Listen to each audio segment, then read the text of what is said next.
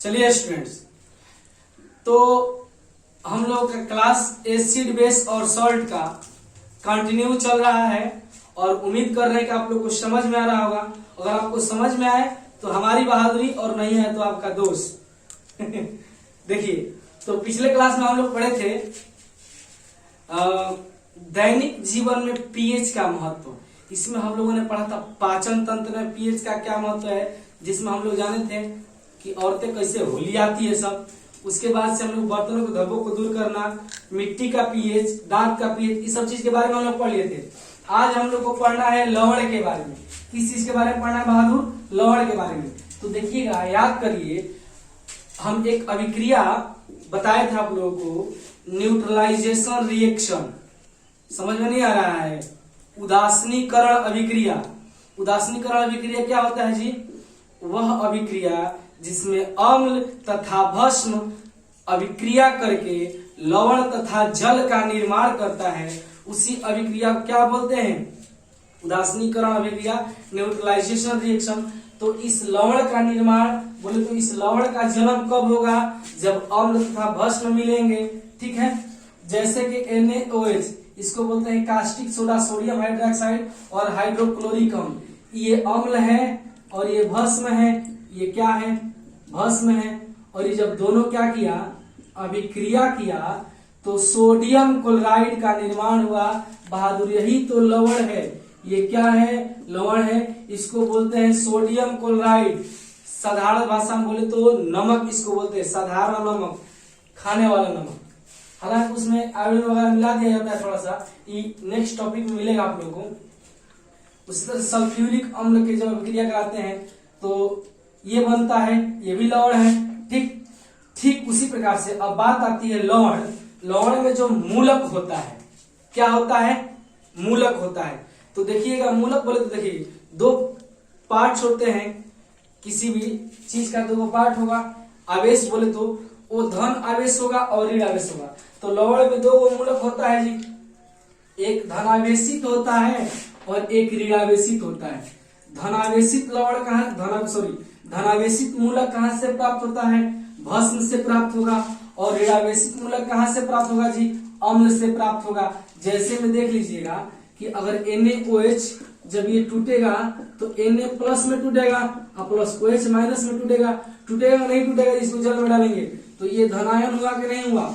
ठीक उसी तरह से मान लीजिए कि NaCl को HCl को तोड़ेंगे तो बताइए, ये H प्लस में टूटेगा और Cl माइनस में टूटेगा। तो बहादुर, यहाँ से Cl माइनस मिला कि नहीं मिला? और लवण में तो यही NaCl में देखिए तो क्या क्या है? Na प्लस और Cl माइनस। तो बोले तो सामान्य सोडियम क्लोराइड अगर देखा जाए तो क्या हुआ, ये जो Na प्लस है, ये जो धनायन है, इसको हम क्या बोल सकते हैं? भास्मिक मूलक बोल सकते हैं। कौन सा मूलक? भास्मिक मूलक। ये कहाँ से प्राप्त हुआ? भस्म से। ये कहाँ से मिला हमें? भस्म से। उसी प्रकार से ये Cl माइनस को हम क्या बोल सकते हैं बहादुर? अम्लीय मूलक। ई कहाँ से मिला? ई कहाँ से मिला? तो ये मिला अम्ल से। और ये कहाँ से मिला? तो ये मिला भस्म से। तो कहने का मतलब ये है कि मूलक जो है, भास्मिक मूलक धनावेशित होते हैं, अम्लीय मूलक ऋणावेशित होते हैं। और ये जो धनावेशित मूलक कहाँ से प्राप्त होंगे? भस्म से प्राप्त होंगे। ऋणावेशित मूलक कहाँ से प्राप्त होंगे? अम्ल से प्राप्त होंगे। ठीक है, और इसी में अब देखिए, ये Na प्लस है, क्या है? Na प्लस है और प्लस Cl माइनस है। तो आपको बताए थे आवेश वाला मामला में कि देखिएगा, जब भी प्लस प्लस आवेश आएगा बोले तो धन आवेश होगा, तो लड़का लड़का और क्या होगा जी? फाइटा फैटी होगा। अब फाइटा फैटी होगा तो दूर भागेगा। अब खाली माइनस माइनस मिल जाएगा तो लड़की लड़की और झोंटा झोंटी होगा, तो ये क्या होगा जी? इसमें भी दूर भागेगा, लेकिन वही माइनस प्लस आ जाएगा। हा, तब बातें बन गया।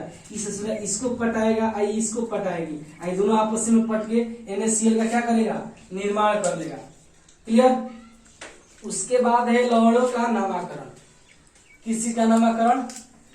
लवणों का नामकरण। देखिए, कोरोना काल है, थोड़ा सा बच के रहिए और घर पे रहिए, सुरक्षित रहिए, क्योंकि आप इस देश के धरोहर हैं।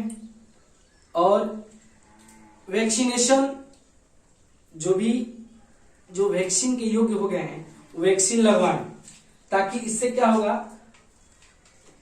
बीमारी से लड़ने की क्षमता तो बढ़ेगी ही बढ़ेगी, साथ में क्या होगा जी, आप पे जो खतरा है मरने वरने का खतरा, वो सब का हो जाएगा, खत्म हो जाएगा। ठीक है। अब लवणों का नामाकरण देखिएगा, लवणों का जो नामाकरण होता है ये दो तरह से होता है। अगर समान अम्लीय मूलक है तो उसके आधार पर हो जाएगा, या समान भास्मिक मूलक है तो उसके आधार पर हो जाएगा, या सिंपल सीधा भाषा में बोले तो उसमें क्या होगा, उसमें मूलकों के उपस्थिति के आधार पर उस लवण का नामकरण कर दिया जाता है। जैसे कोई लड़की खूब एकदम मोटी तगड़ी हो, एकदम एकदम मोटी तगड़ी, तो उसका नाम थर्मस कोई कोई रख देता है, और कोई एकदम पातर एकदम खुरखुरी पातर, उसका नाम तो भिंडी रख देता है। ऐसा तक नहीं होता है। ठीक। तो जैसे में देखिए NaCl और KCl, ये बाहर देखो, ये दोनों लवण है, क्या है, दोनों लवण है, लेकिन ससुरा इस दोनों में कॉमन कौन है बताओ, ये दोनों में कॉमन क्या है, तो देखो जी, इसमें तो K है, इसमें N है, तो छट गया, दोनों में बचा कौची कॉमन, Cl, और ये Cl कैसा मूलक है, देखो अम्लीय मूलक, तो इसको अम्लीय लवण बोल सकते हैं कि नहीं बोल सकते हैं, बिल्कुल बोल सकते हैं, या सामान्य भाषा में बोले तो क्या बोल सकते हैं इसको, क्लोराइड लवण। क्लियर।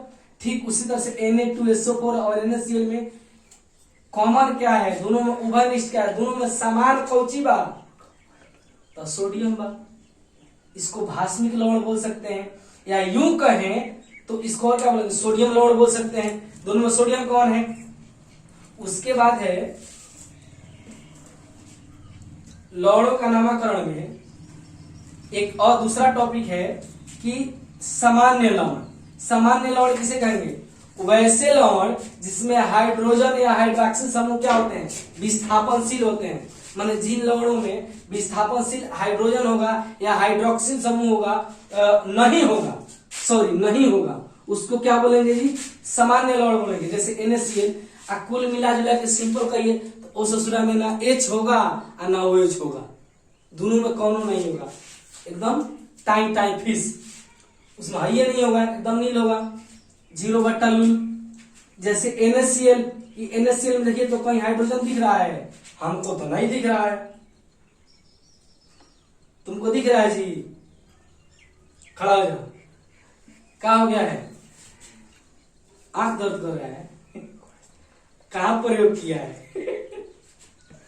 नहीं आजकल समस्या आ गया ना, थोड़ा सा आम आ गया, तो लड़का सब बहुत चालाक हो गया, आम ले लेता है, ऐसे लड़कियों के सामने खाता है, ऐसे ओह माय गॉड, कोई समस्या है। हाँ, प्रकृति ने बनाया है, तो देखिए जब दोनों आंख एक साथ गिरेगा तो दर्द नहीं होगा, जब दोनों आंख का पलक एक साथ हजारों बार गिरेगा तो दर्द होगा नहीं होगा। लेकिन अब जानबूझकर कोई एगो झपकाएगा, बंद करेगा, एगो झपकाएगा, इसको बोलते हैं प्रयोग करना, तो दर्द नहीं करेगा, नालायक गधा कहेगा। देखो इधर, इसमें क्या है जी, हाइड्रोजन विस्थापनशील नहीं है या हाइड्रोक्सिल समूह विस्थापनशील नहीं है, तो इसको क्या बोलेंगे, सामान्य लवण। दूसरा है अम्लीय लवण।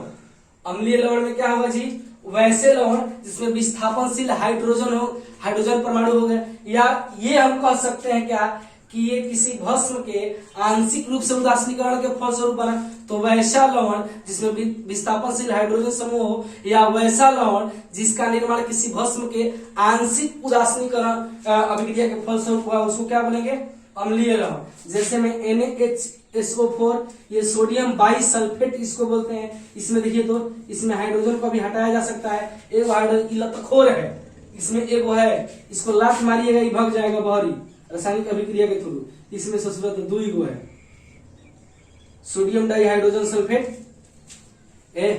सल्फेट नहीं फास्फेट, क्या होगा, फास्फेट।